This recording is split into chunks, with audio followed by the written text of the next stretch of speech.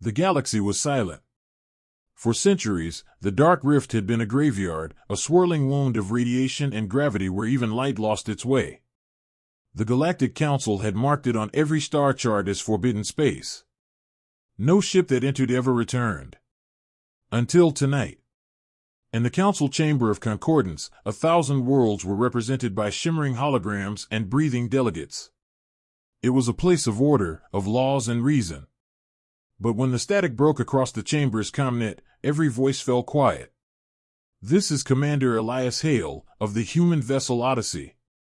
If anyone hears this, humanity made it.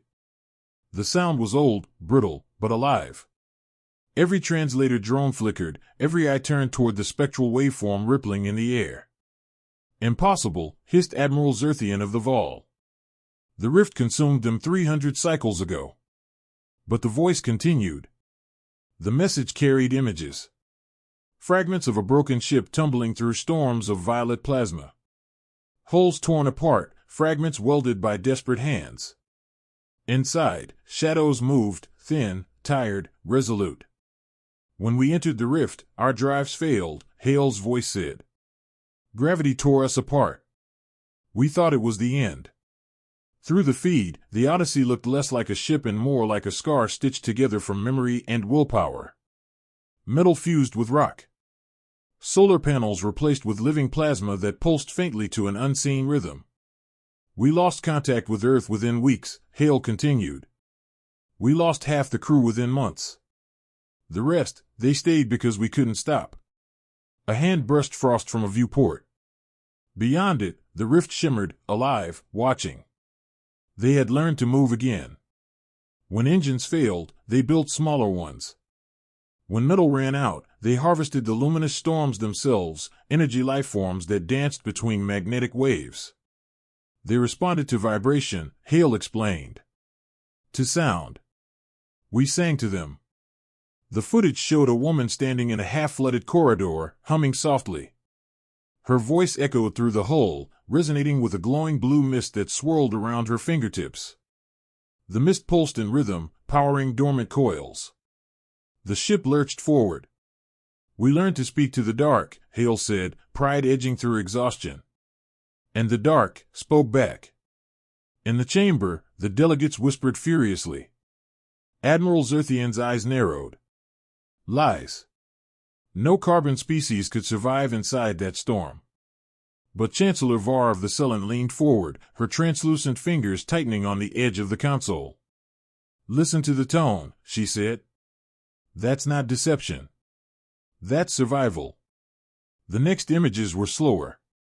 Grainy, old. Faces changed, younger crew members growing old, children being taught to weld, to write, to dream in metal corridors.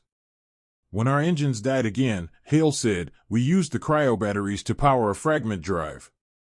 Every jump cost a life. They volunteered. Every time. One by one, names were carved into the metal walls of the Odyssey. The ship became both tomb and cradle. We told our children that the stars were watching, Hale's voice said softly. That one day we'd see home again. Even if home was gone. A final burst of static, then, color. The rift's darkness gave way to stars. The view from the Odyssey's bridge showed a new galaxy, brilliant and strange. Twin suns rising over a crimson world. We made it, Hale whispered. A new world. Air we can breathe. Soil that lives.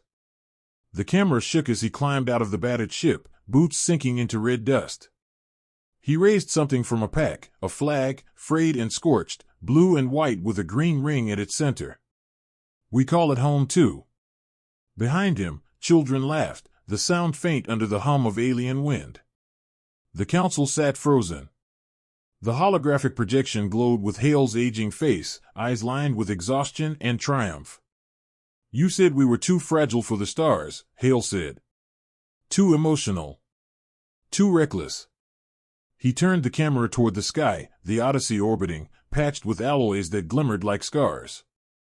Turns out, you were wrong. Silence filled the chamber.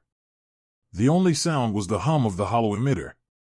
Then Hale smiled one last time. Humans don't stop. We adapt. The signal ended. For 3 cycles, the Galactic Council dispatched fleets to the coordinates embedded in the transmission. They found fragments, melted alloy, human DNA traces, a reactor core still faintly alive. But no city. No people. Only a pulse, deep underground, rhythmic, steady, almost like a heartbeat. In her private quarters, Chancellor Var replayed the message alone. The static hissed softly as Hale's words filled the air again. Outside her window, stars drifted in silence. She whispered to herself, almost reverently. They crossed the rift without warp, without nanotech, without guidance.